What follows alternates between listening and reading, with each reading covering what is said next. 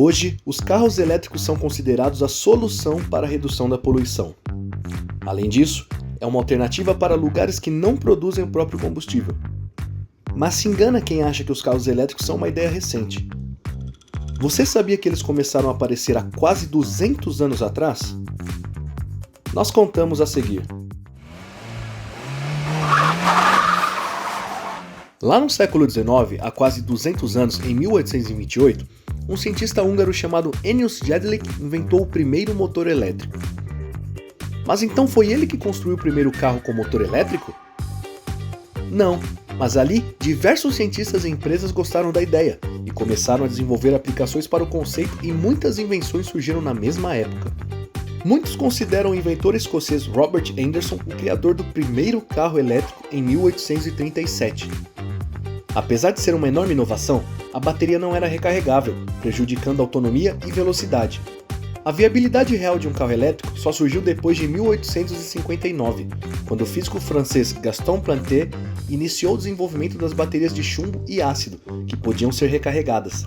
Então, finalmente em 1880, o engenheiro elétrico Gustave Trouvé aplicou o motor elétrico com bateria recarregável a um triciclo, e o conceito de veículo elétrico como conhecemos hoje foi inventado. A partir daí, outros veículos começaram a surgir, como o bondinho de 1885 feito por Thomas Parker. O curioso é saber que este foi o ano do primeiro automóvel feito por Carl Benz. Em 1888, mais um veículo elétrico surgiu, desta vez com 4 rodas, feito pelo alemão Andreas Flocken. É legal imaginar que no fim do século XIX e começo do século XX, os carros elétricos eram comemorados por alguns motivos muito parecidos com os de hoje. Eles não tinham a vibração, o cheiro e o ruído associados aos carros a gasolina. Eles também não exigiam as trocas de marchas. Um estudo publicado na Nature Energy em 2021 sugere que no início do século XX, nos Estados Unidos, 40% dos veículos eram movidos a vapor, 38% eram elétricos e apenas 22% eram a gasolina.